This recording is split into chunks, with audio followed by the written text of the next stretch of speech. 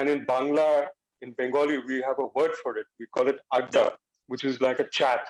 So I think let's just treat this evening, this conversation, this discussion as a chat and adda. So even if I'm not there, the good doctor is there with you who will continue the adda while, and I keep coming back in and out. And that's a very, very adda flavor. So let's hope we can carry on with that. I just wanted to conclude that my earlier wish, and quickly move on from there, is that I really wish that the government of my country is able to deal with the current ongoing pandemic crisis with greater efficacy and efficiency than it has been until now.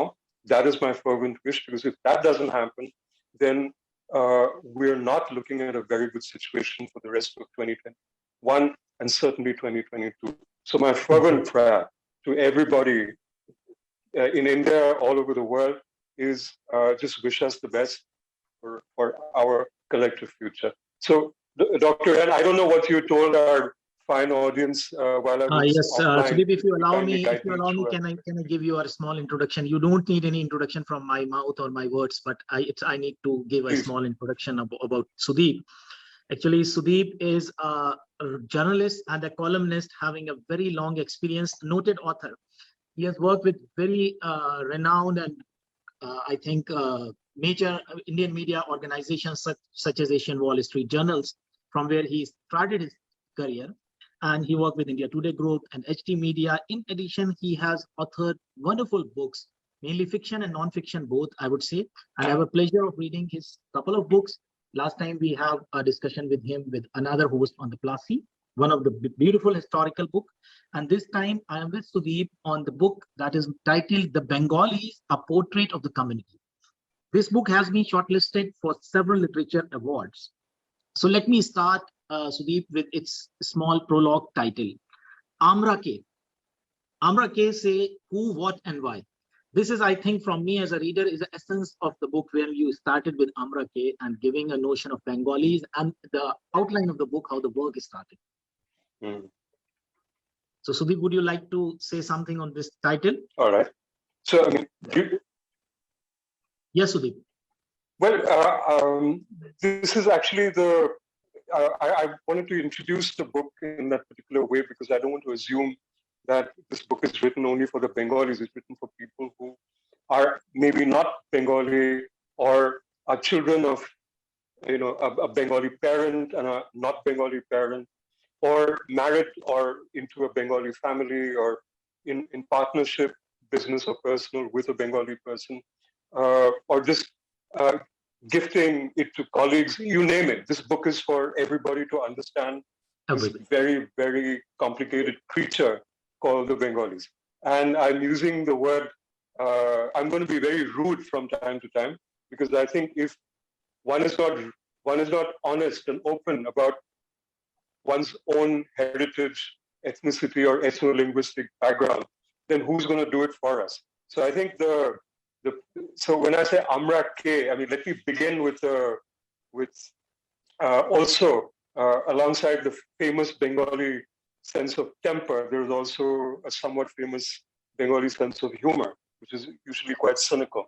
So let me say that we think of ourselves as some of the most cultured and refined people in the world. Others don't tell us that. The interesting aspect is we've given that honor to ourselves.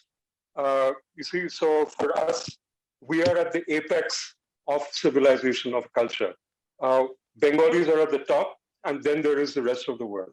You see, the Bengali language is at the apex, and then there is the rest of the world's languages. And, don't even come close. This is the kind of self-image that we've created for ourselves.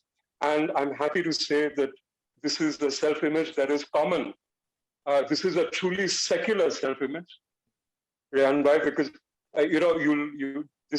this arrogance, this snobbery extends to the Bengali Hindu, the Bengali Muslim, the Bengali Christian.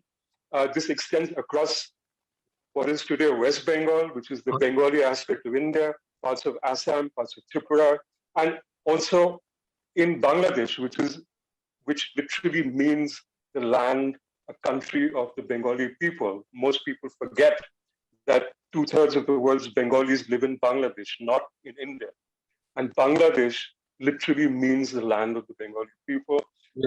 So now, of course, you'll hear the stories about how Bengali cuisine is the best, Bengali language is the best, Bengali culture is the best, Bengali men are the most handsome and most intelligent, Bengali women are the most beautiful and most cultured, and not quite as intelligent as the men, so also the men think, so on and so forth. But so I like to begin in this way, where with our sense of arrogance and our sense of superiority, which is something that we've also suffered for. Because, but if you look away from this sort of cynical and sarcastic and also humorous introduction, the Bengali people are actually, we're not a race. We are a people. That means we are ethno-linguistically, we are one. We speak the same language. We share similar cultures, but we don't look alike. So Bengalis are actually a mongrel people. You will see a Bengali who looks like me, and I can pass off as a Southern Indian person, a Sri Lankan in northern Malaysia and southern Thailand. I can pass off as a Bumiputra and a Southern Thai. In Burma, in northern Burma, I can pass off as Burmese. I'm taken as a Bihari from Bihar, not the Bihari as is known in Bangladesh. I'm taken as an Assamese, you name it. There are people who are Bengali who can be mistaken as Assamese people, as who look like they're from Southeast Asia. There are Bengali people who look like they're from Kashmir. There are Bengali people who look like they're from Central India or from Rajasthan. We are all a mix. We're literally a mixed people. And I think it is something that we, because of our geographical location, where we grew, we evolved as a people who inhabited the riverine and deltaic part of Eastern India, current Eastern India, and present-day Bangladesh. If we go to the ethnic compositions, it's a very complex amalgamation of the races, amalgamation of the communities. Exactly. But I wanted to make that very clear, Doctor, because people have different ideas about where they come from and who they are, and the sense of superiority and the sense of DNA, superior DNA, and the sense of being Aryan or being Pathan or being exactly. Literally the gene complex. I wanted to get that out of the way by stating that however superior we might feel, we are a mongrel people. We are an amalgamation of cultures and an amalgamation of languages, as even our language, Doctor, because we are the Bengali languages from the Indic language group, and there are I find it very easy to understand classical Hindi and Sanskrit because in a day-to-day use, Bengali uses so many classical words which are rooted in my language. But very few people remember that 6,000 or about 10% of the Bengali language is derived directly from Arabic, Persian, Portuguese, so on and so forth. These are foreign words. So we are a mix. So I think we can continue the conversation in the way you want to take it. But who are we? This is who we are. We are Hindu, we are Muslim, we are multi-ethnic, we are multi-racial, all of the above. We are a people. We are not a race. Let that be very, very clear. So, and we are also not entirely civilized as well. So in continuing our conversation, I would love to read a small passage from the book, which I really love to read it. And it's, I think, from the prologue. In it, there is us, what Sudeep is talking about. In it, there is us Bengalis, the jewel of our crown, 250 million of us, and growing the largest ethno-linguistic group after Han Chinese and Arab, occupying some of the most fertile, bountiful, and yet some of the poorest, most densely populated, socio-politically fragile spaces on the planet. Our homeland, geographical and linguistic. Bengali count globally among the largest language group. It is spread across the two countries, India and Bangladesh. Literally the country of Bengalis and their language Bangla. What the Sudeep sum up in this question, and this is just a gist, I read it. So really, this is a wonderful time to read your book. And as I am very much interested in ethno-linguistic part and ethnology also. So this gave me a very greater idea and deep insights about the Bengali culture. First time, I'm really the prayers for all Bengali friends in between, also those are struggling in this difficult time. So the first book, chapter, Sudeep, the Genesis. I think, forgive me if there is any pronunciation mistake for the Bengali words. Utsho? Utsho. No, please. Yeah, forgive me. Utsho. Utsho is the source. Is in a way the genesis of it all, is the source. And who, what, where, how. Where exactly. I describe, as where we've come from, what kind of people we are, how our history has developed over several thousand years.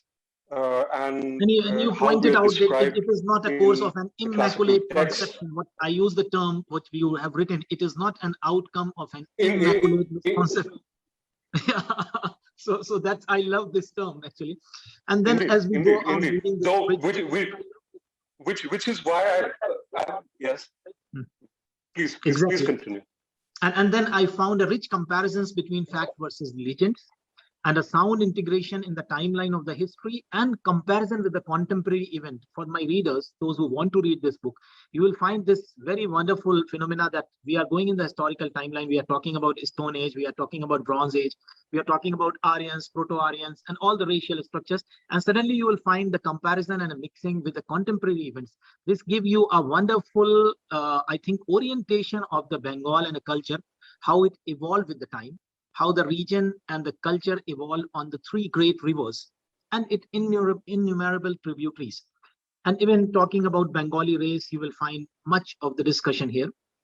Now, let us come to about Ibn Battuta's Bengal. I found it very interesting that even from Ibn Battuta's to the Portuguese adventurers, you find the mentions of Bengalis in medieval ages from multiple perspectives.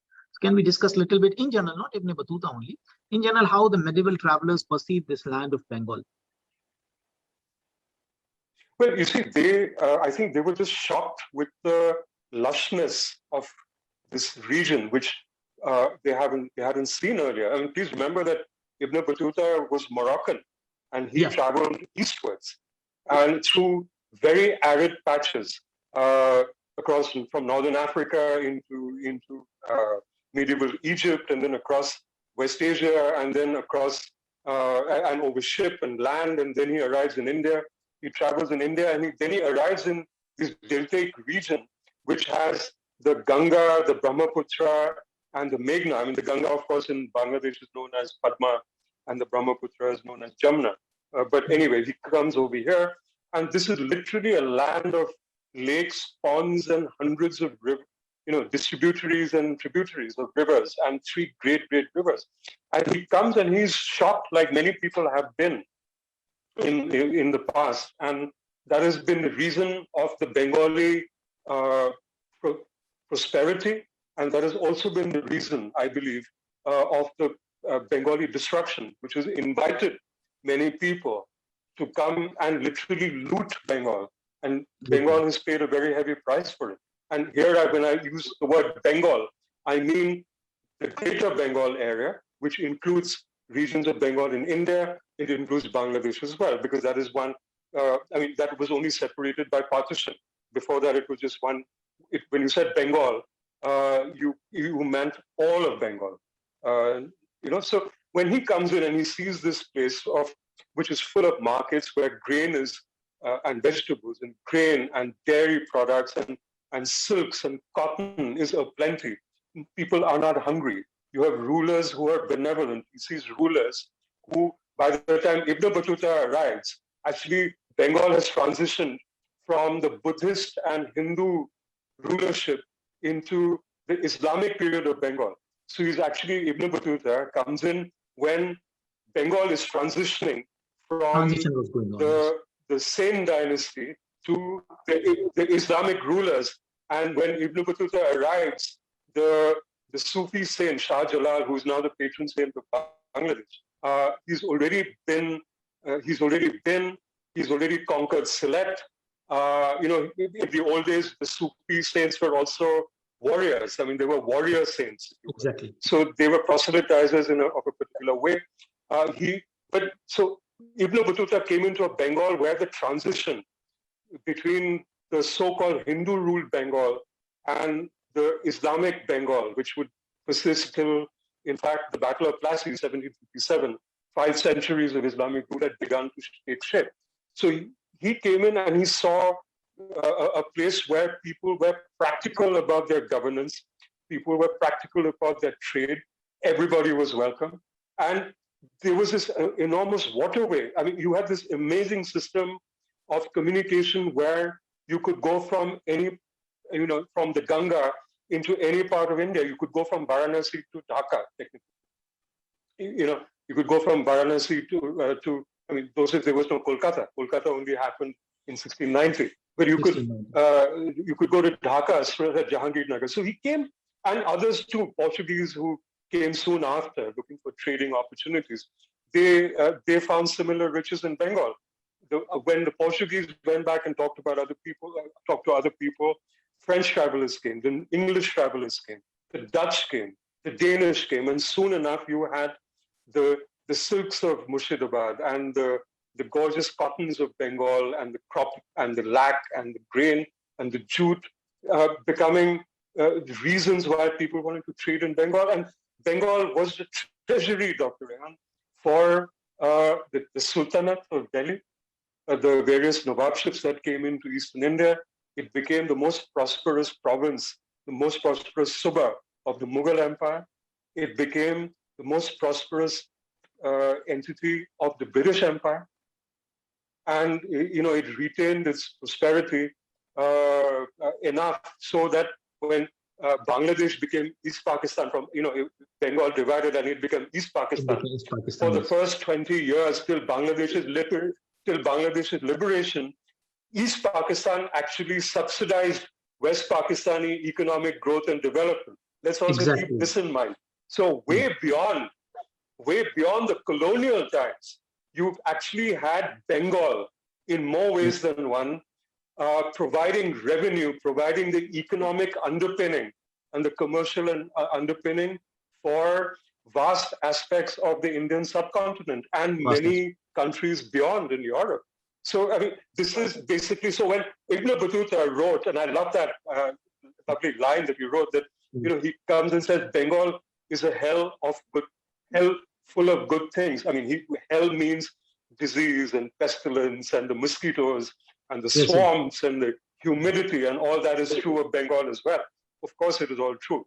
But the hell full of good things is almost like it's a hell that you enter, and it is so heavenly in its own way that this hell won't permit you to leave.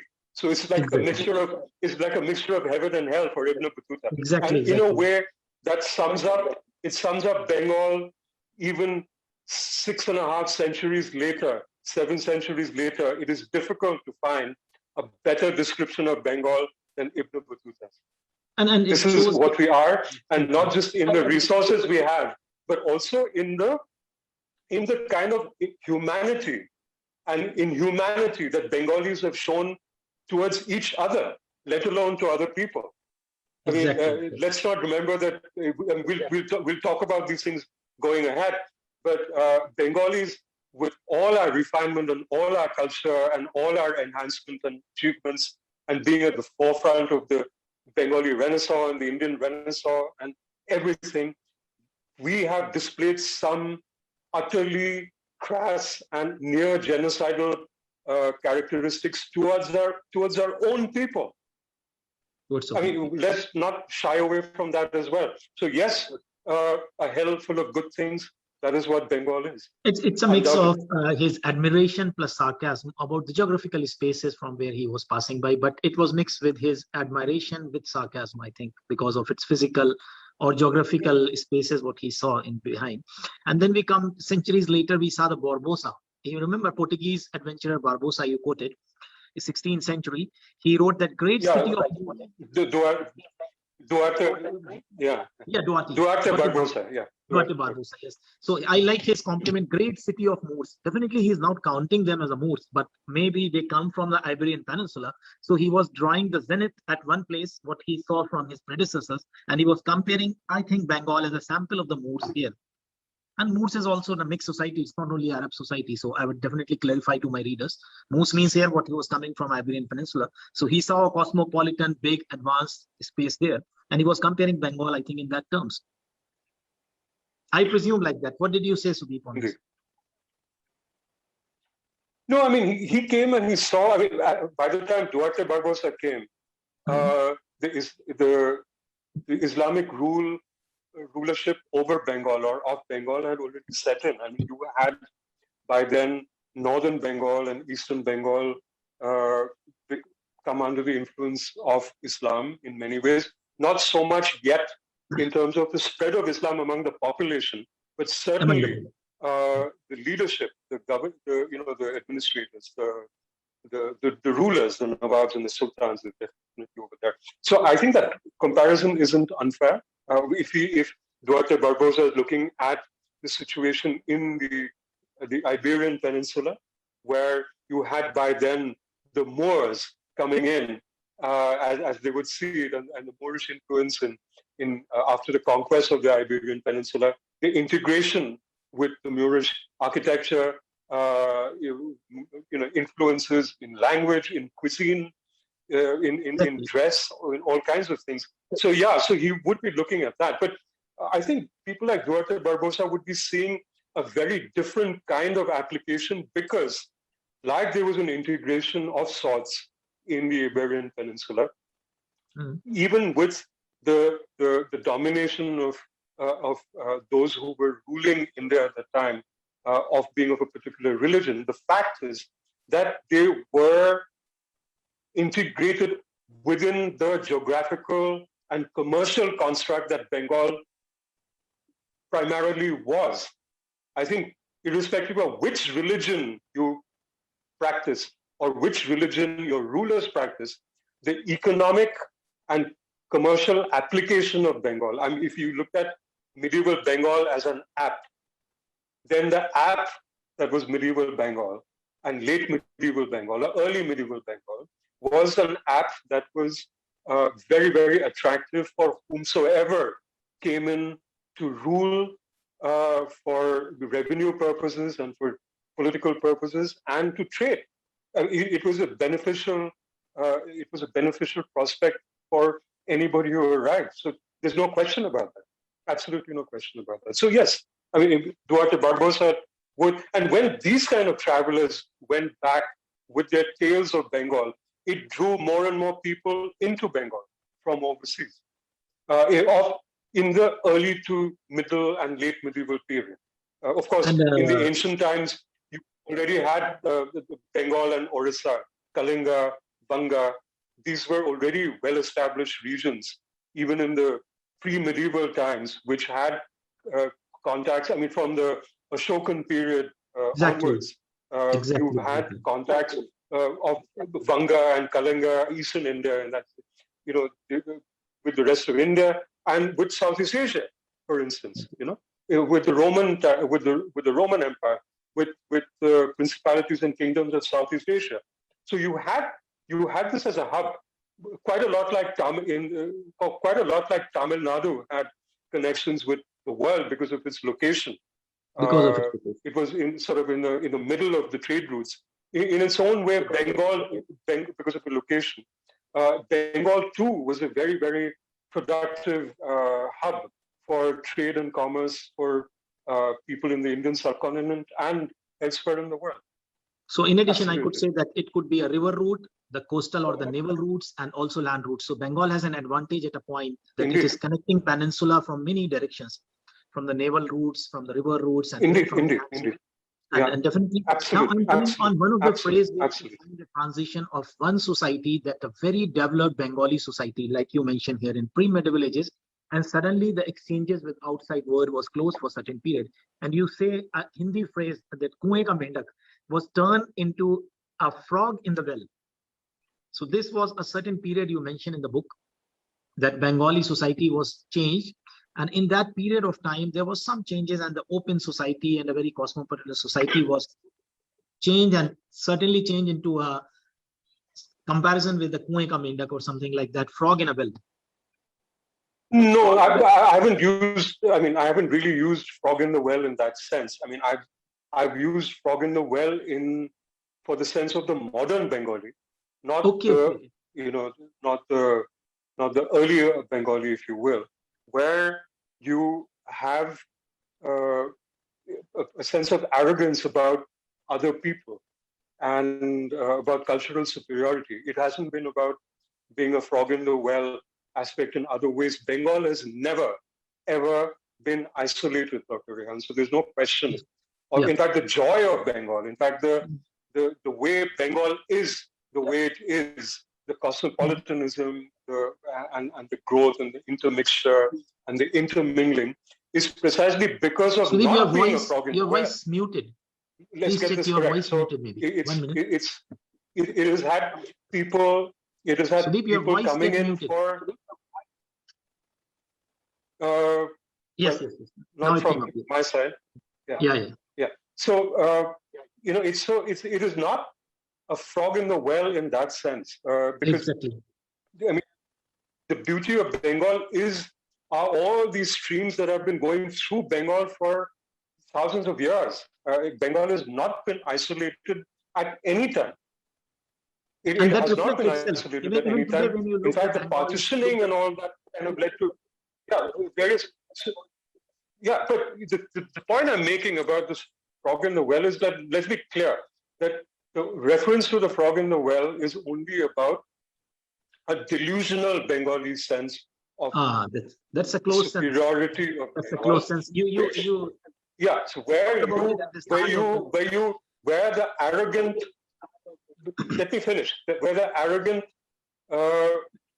the superior-minded Bengali has decided that he or she is the most superior being in the world, in the cultural sense, and in the linguistic and refined sense of refinement of cuisine, and has shut its mind and its eyes and its heart to other impulses in the world. And that is also, I think, not all Bengalis, it would be difficult to generalize, but there is a sense of arrogance which I think is so ironical, because here you have a people who, and here I'm talking about the modern Bengali, which has come about in a sense from after the arrival of the British, actually, where from 1800 onwards, the British, like other presidency towns, set up the College of Fort William, encouraged education, encouraged punditry, encouraged translations in various languages, and went out and created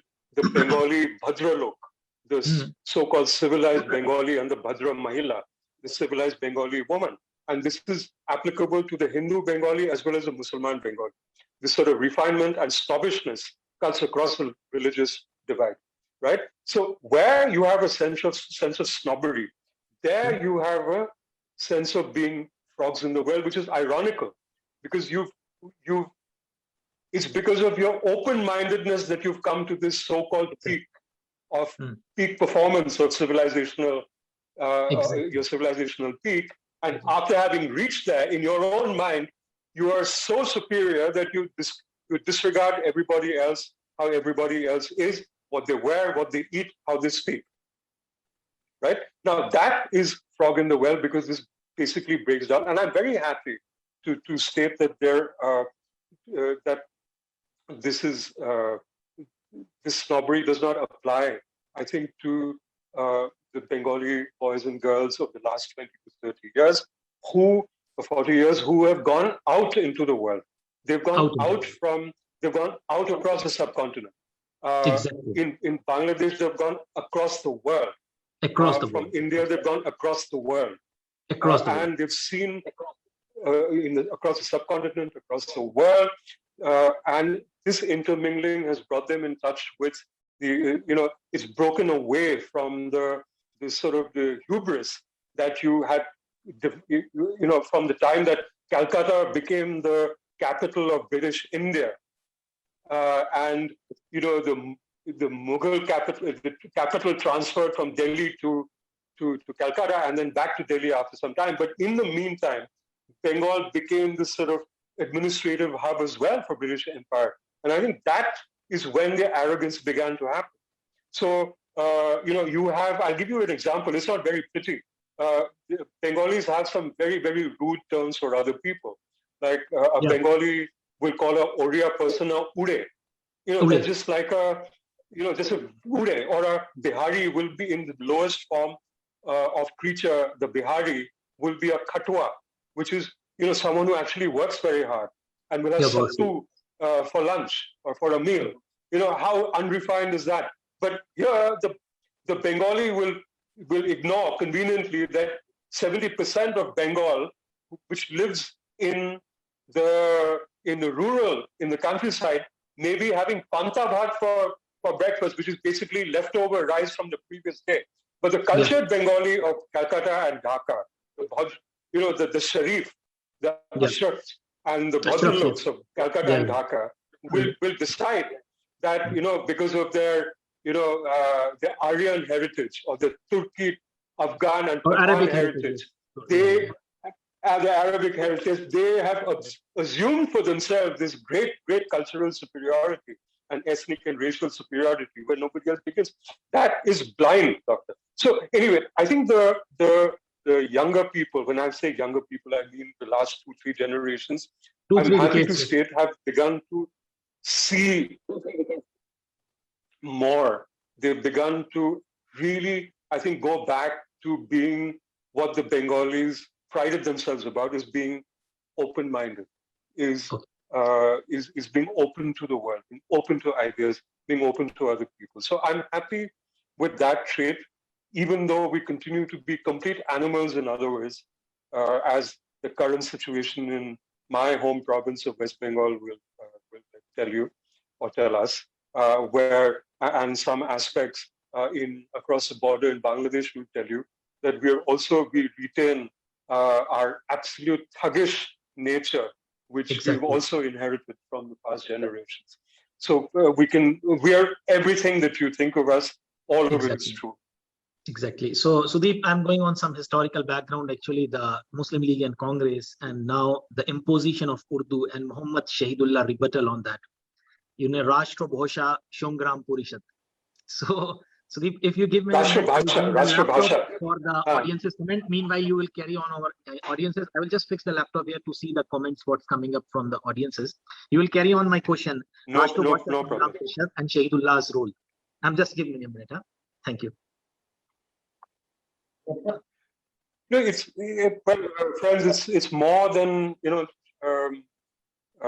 Rashtra Bhasha aspect, and this is peculiar to what is present-day Bangladesh more than present-day West Bengal. I mean, let's just understand one thing at the outset, is the language for the Bengali people has come to mean a great, great thing.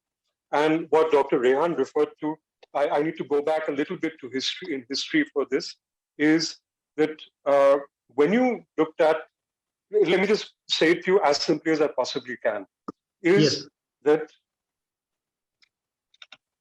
you had a situation where in the pre-partition years, you had differences from, say, the Muslim League came to being in 1906. But let's understand that the Muslim League didn't come about, and this is important in the context of East Pakistan and Bangladesh. And this is very, very crucial to the understanding of the Bengali situation. It was in Bengal. Coincidentally, its formation was. I'm sorry? I say it was a coincidence that it was a no, coincidentally. No, it wasn't a coincidence. It happened because this key sponsor, the Nawab of Dhaka, was the key sponsor of the movement. And this is important to understand that the key sponsor, there were other people also. I mean, you had the Aga Khan, the third Aga Khan, you had many other people. But the Nawab of Dhaka, Nawab Salimullah, was a key mover. In fact, the first meeting of the Muslim League, which took place under the aegis of a cultural and educational society, took place in Ehsan Manzil, which is the official residence of the Nawab of Dhaka. Exactly. Yeah, Ehsan Manzil. So it took place there. So, but Dr. Rehan, I need to just sort of, because you brought in the language movement, but yes. it needs a preface, because the transition to the language movement. Yeah, exactly. Carry on. So it is. So before partition, just to be on, when it began, when the Muslim League began, the primary reason for the Muslim League, most people don't understand this, was not the partition. It was it came about with, for better and worse, and however you want to interpret it, to for the greater good of the Musliman of Hindustan. And there was a feeling among the race, among the privileged, among the educated, that the Musliman of Hindustan had fallen behind in general compared to other people of Hindustan, other people of India, other people of Bharat, or British India at that point of time, for various reasons, administrative and otherwise. And this was an attempt to educate, and the movement of it had begun before the establishment of the Muslim League. It had started in the middle of the 19th century, onwards all across India, including in Eastern India. So, and then over time, when you had the Muslim League take on a more religious sort of color, if you will, and then by from the 1930s onwards, it began to move from an emancipatory role, where an empowering role, into more, and then in 1940 you finally had the Lahore Declaration, where you had the idea of Pakistan being formally mooted, or a partition or a homeland being formally mooted as part of the Lahore Declaration.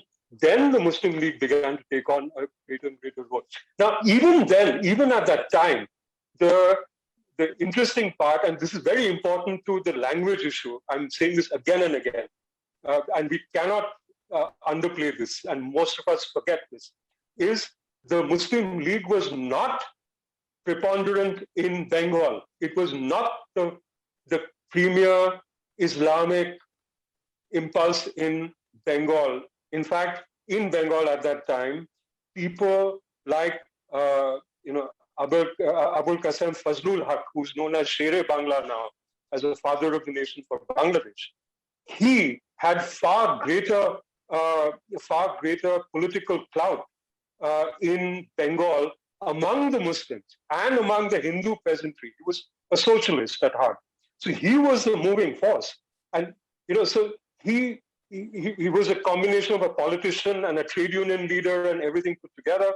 He was he came from a privileged background. He was if not more educated than Muhammad Ali Jinnah. He wore fine suits as well. He spoke well, very well educated. Now these are the people who were running the political force. In fact, Muhammad Ali Jinnah, in fact, when the Bengal government was formed, Muslim League lost the elections in Bengal. It did very badly. And Fazlul Haq's government, he formed the coalition government along with people, including people like Shama Prasad Mukherjee, who who is now seen as a Hindutva stalwart in history. So there was a coalition government that came together for the sake of survival. It's only later that Muslim League came into the picture, and then Fazlul Haq was co-opted into the League. He joined the League formally, and ironically, Fazlul Haq Sahib actually proposed Pakistan in the Lahore Declaration, informally proposed the homeland in Lahore, which is another story. So we'll stop that story there from now. But what actually happened is that from the 1940s on, the Hindu-Muslim equation began to form in Bengal. It wasn't a language issue. Ironically, what happened is that after partition, when East Bengal became part of Pakistan because of the choice that it made for religious majority, and Eastern Bengal, which is present-day Bangladesh, went to Pakistan, if you will, and became East Pakistan. Muhammad Ali Jinnah, I think, made the biggest error of his life when in 1948, just a few months before his death, he came to Dhaka, and in the Maidan, he announced, and he basically read out, and he announced that Urdu would be the primary language for the people of Pakistan, and the people of East Pakistan, Bengal, had better get used to that. All right? And he's telling this to a people who are numerically greater than the Pakistanis or West Pakistan.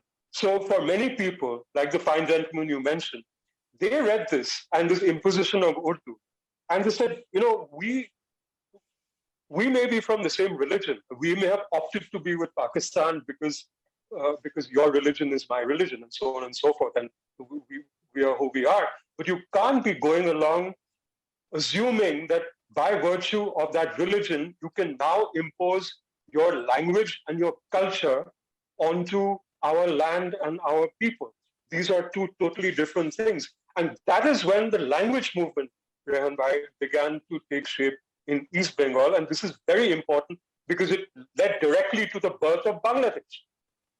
Now, in 1952, you had protests in Dhaka, and the army and the police and the administration, which were overwhelmed, which were majority people by those from West Pakistan, just for the record. Exactly. Not by people from East Pakistan. They put down the protests in Dhaka. They fired upon protesters.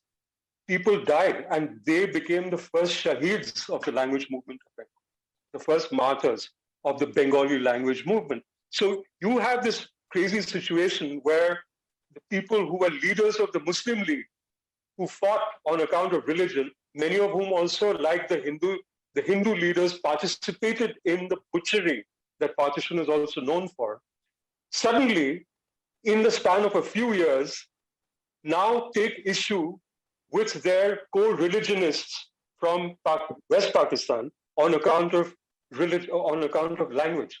And that slowly grows and further, and the language movement grows.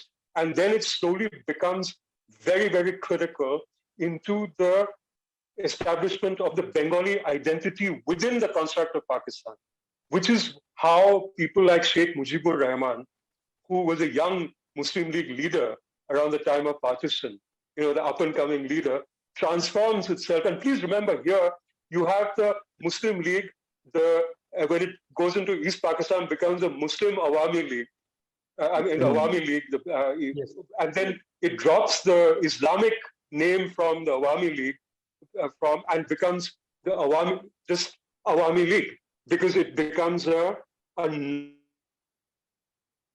non-Islamic construct. It becomes a more Bengali construct. It becomes an East Bengali construct, the Awami League. And that leads the language movement. Sheikh Mujibur Rahman eventually becomes a noted leader in that movement. There is the election, the famous election from 68 onwards, the movement gathers pace. Sheikh Mujibur Rahman is implicated in a bomb case, in a conspiracy case. In 1970, there are provincial elections, national elections, and which are postponed on account of floods and a cyclone in Bangladesh, in East Pakistan at that time. And the results are declared, and there are 300 seats in Pakistan's assembly, of which 162 go to East Pakistan, and Awami League wins majority. So you suddenly have, over the years, the leaders of Pakistan can't deal with it. And you have Bhutto flying down to Dhaka to meet with the leaders of future Bangladesh, and they meet in a hotel, and this is in March, and it doesn't work out, and they go back, and in 25th, 26th March, Operation Searchlight is effected, and the genocide in the East begins. Now, all this is because of language. And when you say language movement, people don't realize that more than 1 million Bengalis, close to 2 million Bengalis, doesn't matter that they're largely Muslim Bengalis or they're Bangladeshi Bengalis, Bengali people, paid a blood sacrifice in order to speak Bengali, read Bengali, write Bengali, to be Bengali. We must understand how emotive language is to the Bengali people. We must understand this Utsho, this genesis of Bangladesh, where 2/3 of the world's Bengalis live. And we must also acknowledge that irrespective of religion, across the divide of the borders, language is an issue that has also been paid for in blood by the Bengalis of India in places like Assam, where there are language martyrs in Assam as well, in order to be able to speak, read, and write the language. As a primary source. So language is a huge, huge thing for the Bengali people across the religious divide, so-called religious divide, across the territorial divide. It is one thing that unites the Bengali like nothing else does. And we've paid a price in millions of lives. It is a unique history in the world, Dr. Ram. Exactly. And people have paid blood sacrifices on account of religion, but how many people remember blood sacrifices in millions for the cause of language? So, which is what makes us, it also has contributed to who we are. So that's a long story made short. I'm sorry I've taken a little time, but I think it is really important to stay on. Exactly. It is important for the readers to understand the background. Sudeep, my next question actually is going up very specific, if you allow me, to your own cultural upbringing, the affiliation of your grandfather with Lalan Shah, a Sufi saint, and also your ancestral affiliation with the town Kushtia. I know it's difficult when you retrieve your own feelings because you wrote it down. So I want the readers to know the connection of the book really from very specific to very broad. This book is, this is the beauty of the book. So if you can share some glimpses on that.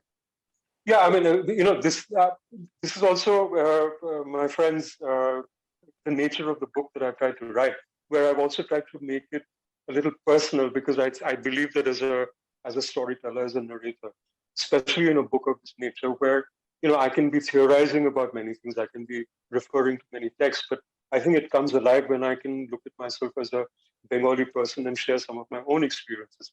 And as it happens, in my own family, I have people who are Hindu, who are Buddhist, who are Muslim, who are Christian of many denominations, and we're all Bengali people. I have family in the East, I have family in the West, I have family who paid a blood sacrifice. I have family when people read the book, they said, "My God, Sudeep, I had no idea that you had these connections." I'll explain. Like my grandfather, Devi Prasad Chakravarti, cosmopolitan, upper caste Brahmin gentleman whose ancestors, my great-great-grandparent, for instance, set up this industry in Kushtia, which was in pre-partition Nadia district of United Bengal, and then it became, now it's part of Kushtia district, of course. And the mazar of Lalan Shah, the grave, the memorial of Lalan Shah, which is one of Bengal's greatest Sufis and singers and singer-songwriters, and he's a bowl of bowls, if you will. And my grandfather, who ran essentially a company town, he's the person who made the road that goes from Kushtia town to Lalan Phokir's memorial. He's the gentleman who extended the electricity connections into that part of Kushtia. He renovated the shrine. And to this day, in fact, I went to Kushtia in 2015 to update myself with my own heritage. And when I went to Lalon Shah's, Lalon's, and we like to call him Lalon, in like the first name terms, as if, Lalon is ours, and we respect him, we worship him for the work he's done and the kind of songs he sings and the kind of syncretism that he brings to our culture. And we call him Lalon in a very fond way. So when I go to Lalon Shah's memorial shrine, and there are these people who are actually out of work workers because the factory was nationalized by the Pakistan government later, so on and so forth, and it went into receivership and whatever else happened. They are now become bowls and they're singing songs of Lalon Fakir. So I go and I identify myself. I said, I'm Kanu Babu's grandson. And they say, come and sit with us. I worked there and your grandfather did this for us and your father did something else for us. And your schools you set up, you did this, and please come and we'll sing songs. What song do you want for us to sing? And I was just immediately made welcome because of my grandfather's connect with the town and including the shrine. But the point I'm trying to make is that from my childhood, I have first cousins who were Muslim, who are Bengali, half Bengali now. Their children are half Bengali. But I have first cousins who are Muslim. So they're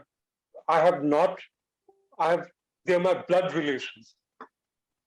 These are not relations by marriage. These are my relations, my mother's sisters, for instance, who chose to marry people for love and for choosing a life, and they've gone their way. And from my own childhood, my sister's childhood, we've never known the difference of religion. We've been made painfully aware of what religion can do.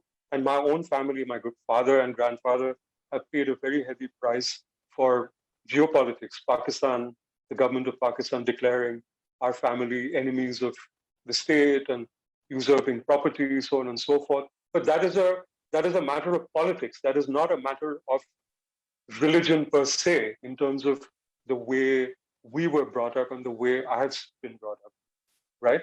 Now, my first cousin, for instance, her grandfather, who I also mention in the book, is the gentleman who is one of the staunchest League members, Maulana Akram Khan,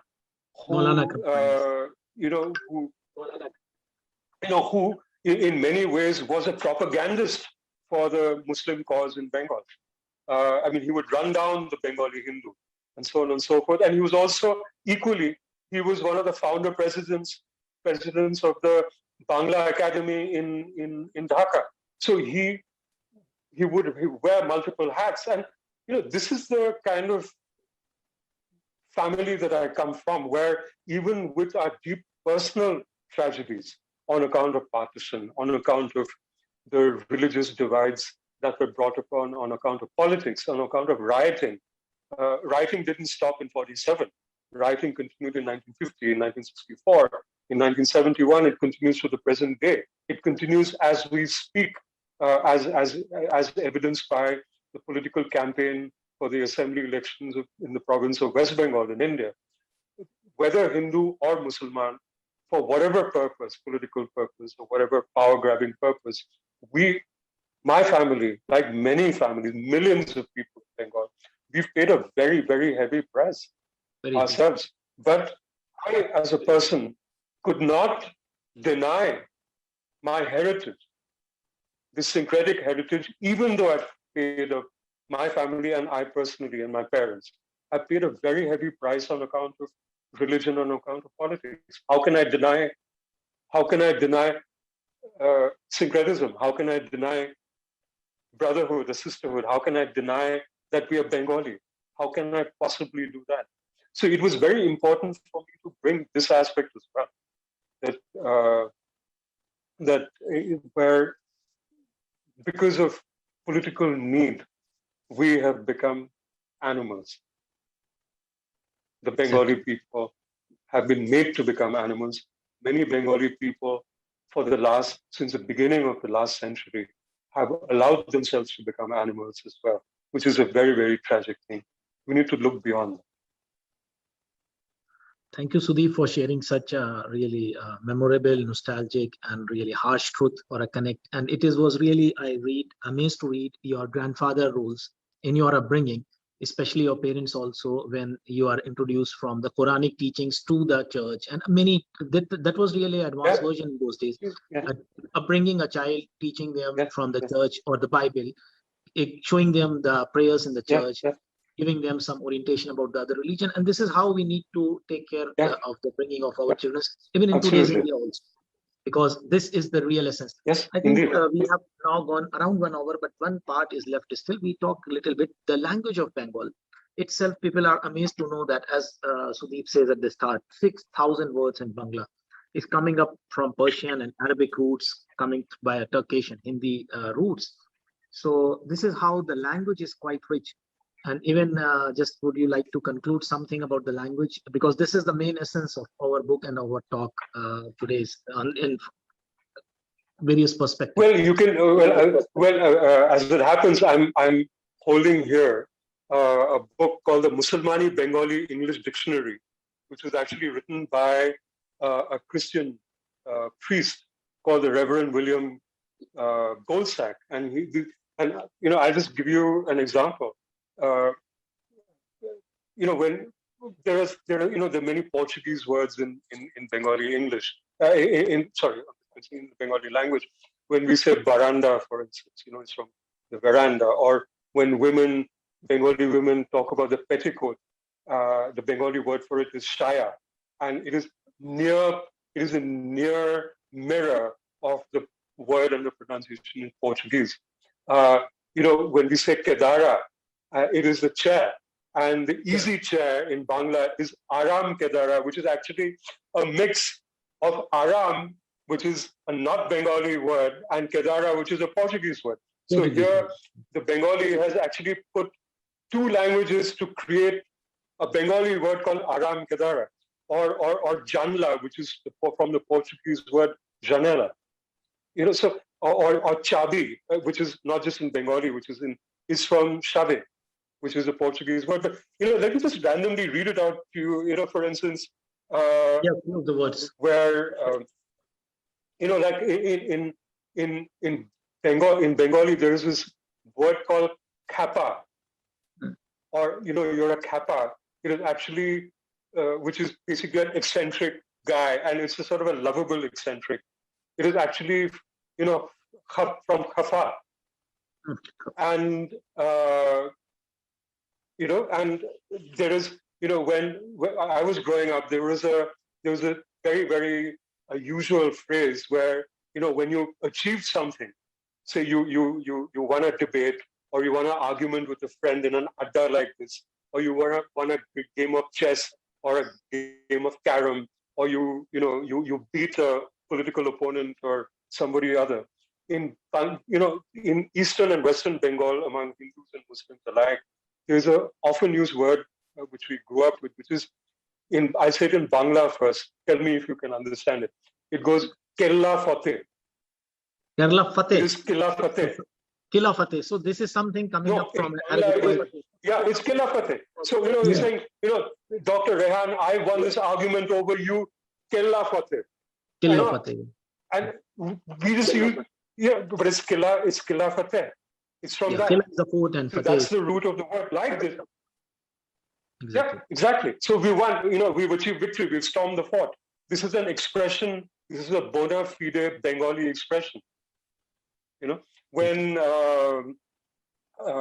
how will I say, you'll say, we use the word julum very often. Zulm, that came from Zulm. Yes. We use the word, zulum, exactly. We use the word dawat in Eastern Bengal, among the Muslim Bengalis. Dawat is very often used. It's like dawat is very, very commonly used. Invitation, and invitation, yes. Which is an invitation. There are other words for it called nimontono and nimantron, from which are more Sanskrit. Nimantron, which is exactly. So, but you have these words. You have what I will use words like jokhom or jokhomi. Jokhmi, yes, from wounded. Zakham, yes. Yes. Then I will use I will use jokhom. Now I will use আমার এখানে একটা খুব খারাপ একটা জখম হয়েছে. So there's a bad wound here. Yes, wounded. Yes, exactly. So I will use words like that. I will use words like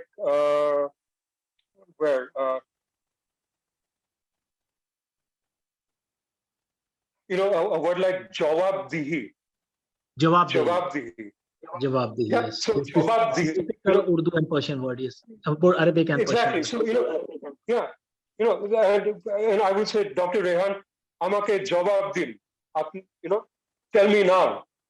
Tell me. Yes. So that's I get excited and I will demand that you answer me. Apni jawab din. Apni kano jawab dicchen na?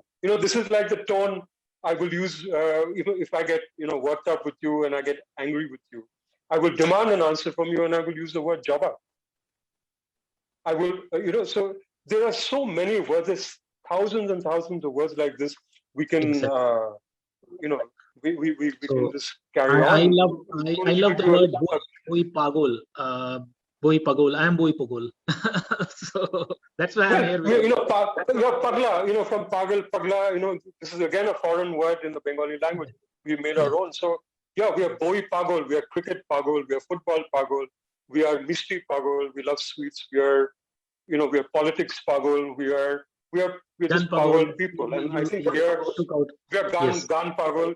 So here pagla me, are pagla is like a affectionate eccentricity, where I think where we actually become good, humorous, likable people when we revert to this aspect of who we are as a people. We revert to this self-deprecatory, humorous, somewhat wry people who appreciate culture, knowledge, eccentricity, other people's views. We come to these aspects, and we are not arrogant about being bhadralok and being superior and treating the rest of the world like chotolok or lesser people. We stop treating the world in binaries. I think that is really the essence of the true essence of the Bengal Renaissance, of the reformist movement, the emancipatory movement of the 19th century and the early part of the 20th century that we're also so very proud of. That would be for me the ideal Bengali, but we'll go with what we can. Exactly. Thank you, Sudeep, for this really a great conversation. And just from the comment side, Rifat actually wants to connect with you. Rifat Siddiqui shared our, I think, creative when last talk was scheduled, and she was a daughter of Ashraf Siddiqui, a noted folklorist from Bangladesh. And she's really... Oh, how lovely, how lovely. Well, yeah, and she's happy to listen to you, and she wants to connect with you. I say definitely. I make a promise to her that inshallah. Of course. No, I'd be delighted to. And she's still working and writing a lot, and she loves Bengali culture. And it was in her family. Ashraf Siddiqui was a noted folklorist from Bangladesh, and he did a lot of work. Indeed. Yeah. So thank you, Sudeep. And once our talk will be a bit with some hiccups, we did our talk and we deliver our promise, fortunately, even in this difficult time. And I hope that you have vaccinated. I saw you got the vaccine last week. The first one, I'm waiting for my second one in a few weeks. Yeah, so take your second one, stay safe, and appeal to other friends also to maintain the norms of social distancing and try to get vaccinated if you are eligible. And inshallah, hopefully we will upload this talk on our YouTube and I will share with our friends. Okay, Sudeep? And meanwhile, stay safe, be well, and I can't resist this. Joy Bangla. Thank you, Sudeep. Okay. All right, bye. Lovely meeting again. Bye.